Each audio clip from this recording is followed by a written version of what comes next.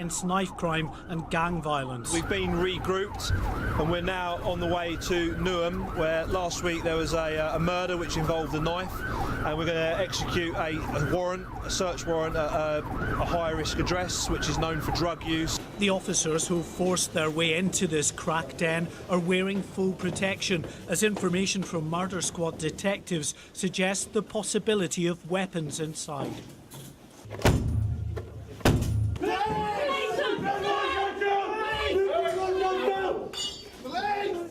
If we find items on the property...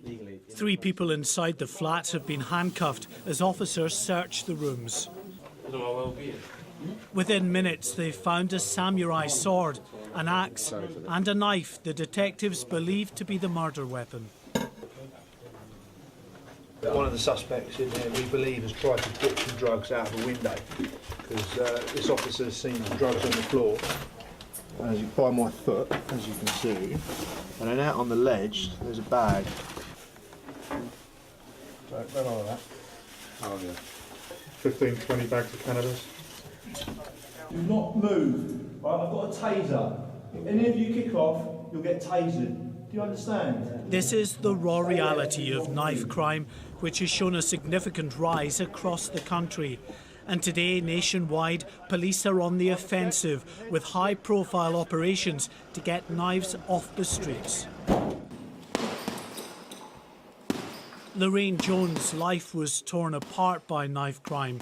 She now helps run a boxing gym and community project in South London, set up in the memory of her son Dwayne, who was stabbed to death as he went to help another young man being chased by a gang of youths. It feels like yesterday. It feels like you're living a dream. You just want to wake up. Feel like I have got a broken heart. It's disabled us. We're not the same. London officers are trying to contain a fight involving a gang of East European men. They've made several arrests. So Mark, this is apparently there was an altercation. It started off as like a criminal damage, I think, to a motor vehicle, and then an argument ensued, and then this is when the officers hit their emergency button to get us here. And as you can see, you know, there's quite a few police officers here now to sort of take control of the situation. From baseball bats to knives, even guns, gangs across the country are increasingly turning to deadly weapons to settle arguments. After years of falling crime levels, violence, including knife crime, is on the rise again.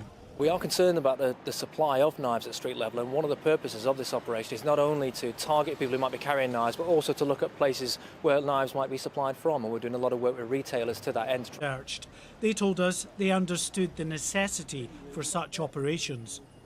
There's more than enough young people dying, old people dying, from whether it's knives, guns, fighting, whatever, etc. Come on!